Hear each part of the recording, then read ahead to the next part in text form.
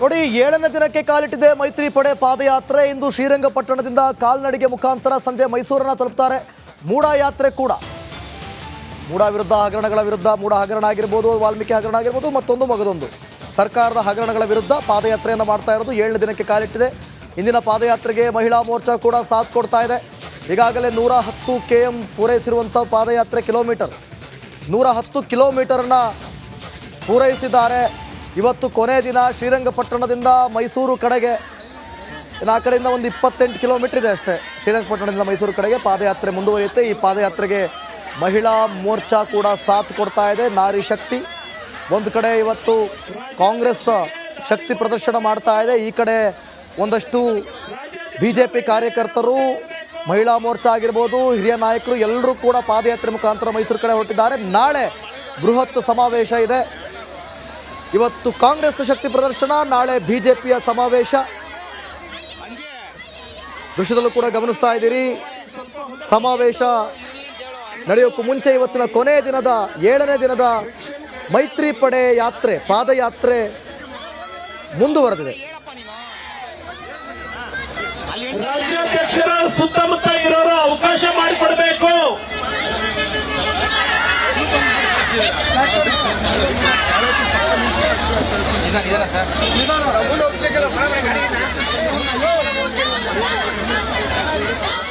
ಈ ಬಗ್ಗೆ ಮತ್ತಷ್ಟು ಮಾಹಿತಿಯನ್ನು ಕೊಡ್ತಾರೆ ನಮ್ಮ ಪ್ರತಿನಿಧಿ ಸುರೇಶ್. ಲೈವ್ನಲ್ಲಿ ಜಾಯ್ನ್ ಆಗ್ತಿದ್ದಾರೆ. ಸುರೇಶ್, ಇವತ್ತು ಪಾದಯಾತ್ರೆಗೆ ಮಹಿಳಾ ಮೋರ್ಚಾ ಕೂಡ ಸಪೋರ್ಟ್ ಮಾಡ್ತಾ ಇರುವಂಥದ್ದು. ಸೊ ಯಾವ ರೀತಿ ಇದೆ ಇವತ್ತಿನ ತೀವ್ರತೆ, ಈ ಒಂದು ಪಾದಯಾತ್ರೆದ್ದು ಡೀಟೇಲ್ಸ್ ಕೊಡೋದಾದರೆ ಇನ್ನು ಎಷ್ಟೊತ್ತಾಗುತ್ತೆ ಮೈಸೂರಿಗೆ ತಲುಪೋದಕ್ಕೆ?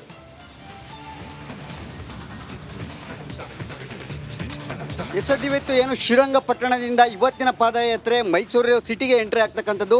ಇವತ್ತಿನ ಪಾದಯಾತ್ರೆ ಒಟ್ಟು 10 ಕಿಲೋಮೀಟರ್ನ ಕ್ರಮಿಸಬೇಕಾಗಿರ್ತಕ್ಕಂಥದ್ದು. ಅಂದರೆ ಇವತ್ತೇನು ಜನಾಂದೋಲನ ಕಾರ್ಯಕ್ರಮ ನಡೀತಿದೆ ಆ ಹಿನ್ನೆಲೆಯಲ್ಲಿ, ಅಂದರೆ ಅದಕ್ಕಿಂತ ಮುಂಚೆನೇ ಅಂದರೆ ಮಾರ್ಗ ಮಧ್ಯನೇ ಅಂದರೆ 10 ಕಿಲೋಮೀಟರ್ ಕ್ರಮಿಸಿ ಒಂದು ಕಡೆ ಎಲ್ಲರೂ ಕೂಡ ಇವತ್ತು ಉಳ್ಕೊಳ್ಳೋವಂಥದ್ದು. ಇವತ್ತೊಂದು ರೀತಿಯಲ್ಲಿ ಅಂದರೆ ಬೇಗ ಕ್ರಮಿಸಿ ಇವತ್ತೊಂದಷ್ಟು ರೆಸ್ಟ್ ಮಾಡುವಂಥದ್ದು ಕಾರ್ಯಕರ್ತರೆಲ್ಲರ. ಮತ್ತೆ ನಾಳೆ ಬೆಳಗ್ಗೆ ಮತ್ತೆ ಸಮಾರೋಪ ಕಾರ್ಯಕ್ರಮದಲ್ಲಿ ಎಲ್ಲರೂ ಕೂಡ ಭಾಗಿಯಾಗ್ತಕ್ಕಂಥದ್ದು. ಇವತ್ತಿನ ಕಾರ್ಯಕ್ರಮದಲ್ಲಿ ವಿಶೇಷತೆ ಎಲ್ಲರೂ ಕುರಿತಂತೆ ಮಾತಾಡ್ತಾ ಹೋಗೋಣ ನಾವು.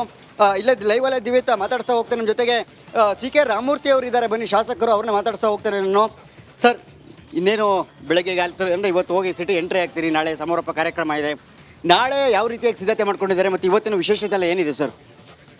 ಇವತ್ತಿನ 7ನೇ ದಿವಸದ ಪಾದಯಾತ್ರೆ ಐತಿಹಾಸಿಕ ಪಾದಯಾತ್ರೆ. ಇದು ಕಳೆದ 10-15 ವರ್ಷದಲ್ಲಿ ಭಾರತೀಯ ಜನತಾ ಪಾರ್ಟಿನಲ್ಲಿ ಸಾವಿರಾರು ಜನ ಕಾರ್ಯಕರ್ತರು ಸುಮಾರು ಇಷ್ಟು ಕಿಲೋಮೀಟ್ರು ಯಾವತ್ತೂ ಕೂಡ ಮಾಡಿರಲಿಲ್ಲ. ಭಾಳ ಉತ್ಸಾಹ ಇದೆ, ಕಾರ್ಯಕರ್ತರು ಉತ್ಸಾಹ ಇದ್ದಾರೆ. ದಿನೇ ದಿನೇ ಕಾರ್ಯಕರ್ತರ ಸಂಖ್ಯೆ ಕೂಡ ಜಾಸ್ತಿ ಆಗಿದೆ. ಒಂದೇ ಕಾರಣ ಅಂತಂತಂದರೆ ಇವತ್ತು ದಲಿತರಿಗೆ ಅನ್ಯಾಯ ಆಗಿದೆ, ಮೂಡಾದಲ್ಲಿ ಇವತ್ತು ಮೋಸ ಆಗಿದೆ, ಮತ್ತು ಅಕ್ರಮ ಏನು ಮಾಡಿದ್ದಾರೆ ಸನ್ಮಾನ್ಯ ಮುಖ್ಯಮಂತ್ರಿಗಳು ರಾಜೀನಾಮೆ ಕೊಡಬೇಕು ಅಂತ ಒಂದೇ ಉದ್ದೇಶನ ಇವತ್ತು ನಾವು ಪಾದಯಾತ್ರೆಯನ್ನು ಹೋಗ್ತೀವಿ. ನಾವು ಕೇಳ್ತಾ ಇರೋದು ಮೈಸೂರು ಮುಟ್ಟೋದ್ರ ಒಳಗಡೆ ದಯವಿಟ್ಟು ರಾಜೀನಾಮೆಯನ್ನು ಕೊಡಿ, ಮರ್ಯಾದೆಯನ್ನು ಉಳಿಸ್ಕೊಳ್ಳಿ. ಇವತ್ತು ಹೇಳಿದ್ದಾರೆ ಇನ್ನೊಂದು ಟಿ ವಿನಲ್ಲಿ, ನಾನು ಯಾವ ಜಮೀನು ನನಗೆ ಬೇಡ, ಯಾವ ಸೈಟು ಬೇಡ, ನಾವು ವಾಪಸ್ ಕೊಟ್ಬಿಡ್ತೀವಿ ಅಂತ. ವಾಪಸ್ ಕೊಡೋದು ಕಳ್ಳ ಕದ್ಬಿಟ್ಟು ವಾಪಸ್ ಕೊಟ್ಬಿಟ್ರೆ ಅದೇ ಕಳ್ಳನ ಬಿಟ್ಬಿಡ್ತಾರ, ಪೊಲೀಸರು ಬಿಟ್ಬಿಡ್ತಾರ? ಆದರೆ ನೀನು ಮಾಡಿ ತಪ್ಪೇ. ಆ ದೃಷ್ಟಿಯಿಂದ ನೀನು ನೈತಿಕ ಹೊಣೆ ಹೊತ್ತು ಇದಕ್ಕೆ ರಾಜೀನಾಮೆಯನ್ನು ಕೊಡಬೇಕು ಅಂತ ಎಲ್ಲ ವರಿಷ್ಠರು ಇವತ್ತು ಕಾರ್ಯಕರ್ತರು ಸಾವಿರಾರು ಸಂಖ್ಯೆಯಲ್ಲಿ ಪಾದಯಾತ್ರೆಯನ್ನು ಮಾಡ್ತಾಯಿದ್ದೀವಿ. ಬಹುಶಃ ಮೈಸೂರು ಮುಟ್ಟೋದ್ರೊಳಗಡೆ ಮುಖ್ಯಮಂತ್ರಿಗಳು ರಾಜೀನಾಮೆ ಕೊಡಬೇಕು ಅಂತ ಏಕೈಕ ಗುರಿ ನಮ್ಮಲ್ಲೂ ಇದೆ.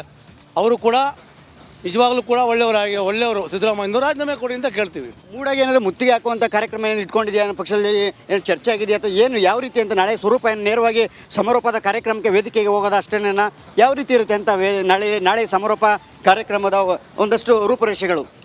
ಅಲ್ಲ, ಇವಾಗ ಮೊದಲನೇ ಸಮಾರೋಪ. ಈ ಸಮಾರೋಪಕ್ಕೆ ರಾಷ್ಟ್ರೀಯ ಎಲ್ಲ ಪ್ರಮುಖರು ಈ ಕಾರ್ಯಕ್ರಮಕ್ಕೆ ಬರ್ತಾ ಇದ್ದಾರೆ.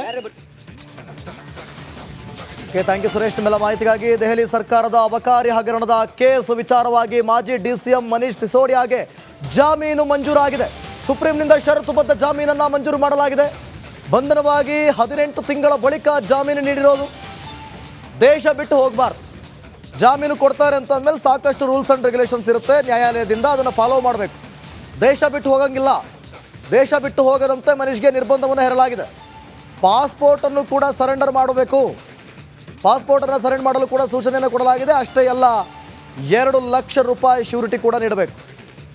ನ್ಯಾಯಾಲಯ ಆದೇಶವನ್ನು ಹೊರಡಿಸಿರೋದು. CBI ED ಪ್ರಕರಣಗಳಲ್ಲಿ ಜಾಮೀನು ಮಂಜೂರು ಮಾಡಲಾಗಿದೆ. ಮನೀಶ್ ಸಿಸೋಡಿಯಾಗೆ ಜಾಮೀನು ಮಂಜೂರು ಮಾಡಿರೋದು ಸುಪ್ರೀಂ ಕೋರ್ಟ್. ದೆಹಲಿ ಸರ್ಕಾರದ ಅಬಕಾರಿ ಹಗರಣ ದೊಡ್ಡ ಮಟ್ಟದಲ್ಲಿ ಸದ್ದು ಮಾಡಿತ್ತು. ಮನೀಶ್ ಸಿಸೋಡಿಯಾರನ್ನ 18 ತಿಂಗಳ ಹಿಂದೆ ಬಂಧಿಸಲಾಗಿತ್ತು.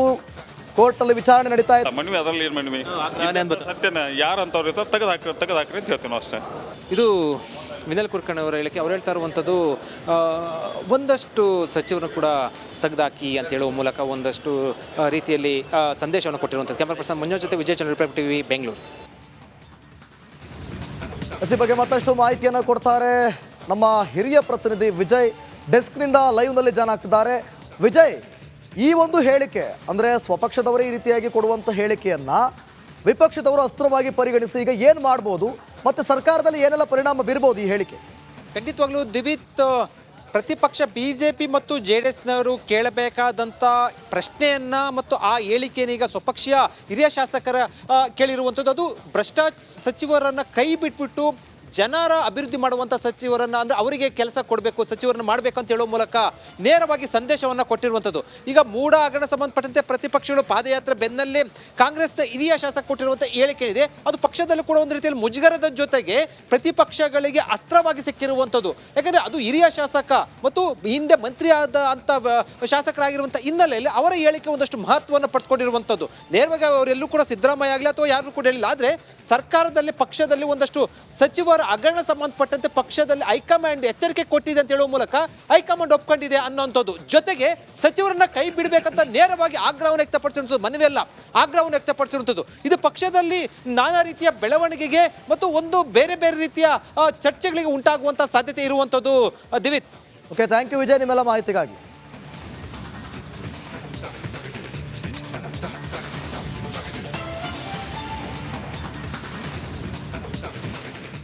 ಮೈಸೂರಿನಲ್ಲಿ ಜೋರಾಯಿತು ಫ್ಲೆಕ್ಸ್ ರಾಜಕೀಯ. HDD ಕುಟುಂಬದ ವಿರುದ್ಧ ಕಾಂಗ್ರೆಸ್ ಫ್ಲೆಕ್ಸ್ ರಾಜಕೀಯ ಶುರು ಮಾಡಿಕೊಂಡಿರೋದು. ಮೆಟ್ರೋಪಾಲ್ ವೃತ್ತದಲ್ಲಿ ಅಳವಡಿಸಿದಂಥ ಫ್ಲೆಕ್ಸ್ ವಿವಾದಿತ ಫ್ಲೆಕ್ಸ್ ಅದು. ಆ ಫ್ಲೆಕ್ಸ್ ತೆರವಿಗೆ JDS ಇಂದ ಪ್ರತಿಭಟನೆ ಮಾಡಲಾಗಿದೆ. ವಿವಾದಿತ ಫ್ಲೆಕ್ಸ್ ತೆರವಿಗೆ ಮುಂದಾಗಿದ್ದಾರೆ ಸಾರಾ ಮಹೇಶ್ ಹಾಗೂ ಬೆಂಬಲಿಗರು ಖಾಕಿ ವಶಕ್ಕೆ. ಆ ಒಂದು ಫ್ಲೆಕ್ಸ್ ಅನ್ನ ತೆರವು ಮಾಡಿದ್ದಕ್ಕಾಗಿ, ಪ್ರತಿಭಟನೆ ಮಾಡಿದ್ದಕ್ಕಾಗಿ ಈಗ ಅವರ ಬೆಂಬಲಿಗರನ್ನ ಖಾಕಿ ವಶಕ್ಕೆ ಪಡೆದುಕೊಳ್ಳಲಾಗಿದೆ. ರಾಜ್ಯ ಸರ್ಕಾರದ ವಿರುದ್ಧ ದಳಪತಿಗಳು ತಮ್ಮ ಕಾಳಗವನ್ನು ಮುಂದುವರೆಸಿದ್ದಾರೆ. ನೋಡಿ, ದೃಶ್ಯದಲ್ಲೂ ಕೂಡ ಗಮನಿಸ್ತಾ ಇದ್ದೀರಿ. ಸಾರಾ ಮಹೇಶ್ ಬೆಂಬಲಿಗರ ಜೊತೆಗೆ ಪೊಲೀಸ್ ಸಿಬ್ಬಂದಿಯ ಜೊತೆಗೆ ಮಾತಿನ ಚಕಮಕಿ ಆಗ್ತಾ ಇದೆ. ಅಲ್ಲಿ ಮೈಸೂರಿನ ಮೆಟ್ರೋಪಾಲ್ ಸರ್ಕಲ್ ಅಂತಿದೆ. ಆ ಸರ್ಕಲ್ ನಿಮ್ಮ ಜನರಿಗೆ ಮಂದಟ್ಟು ಮಾಡಿ ನೀವೇನು ಒಳ್ಳೆ ಕೆಲಸ ಮಾಡಿದ್ದೀರಿ ಅಂತ. ಆಮೇಲೆ ಸನ್ಮಾನ್ಯ ಮುಖ್ಯಮಂತ್ರಿಗಳು ಯಾಕೆ ಈ ಥರ ಈ ಪೊಲೀಸ್ ಇಲಾಖೆ ದಕ್ಷ ಅಧಿಕಾರಿಗಳಾಗಿದ್ದರೆ ನೆನ್ನೆ ಹೇಳಿದ ತಕ್ಷಣ ಇಲ್ಲಿ ಲ್ಯಾಂಡ್ ಆರ್ಡರ್ ಮೇಂಟೈನ್ ಆಗಬೇಕು, ರಿಮೂವ್ ಮಾಡಿ ಅನ್ಬೇಕು. ಯಾರು ಹಾಕಿದ್ದಾರೆ, ನಾಳೆ ನಾವು ಇವರ ನಾಯಕರುಗಳ ಬಗ್ಗೆ ಅವಹೇಳನಕಾರಿ ಪೋಸ್ಟ್ ಹಾಕ್ಬಿಟ್ರೆ ನೀವು ಸಿಗ್ತೀರಾ ಸುಮ್ಮನೆ?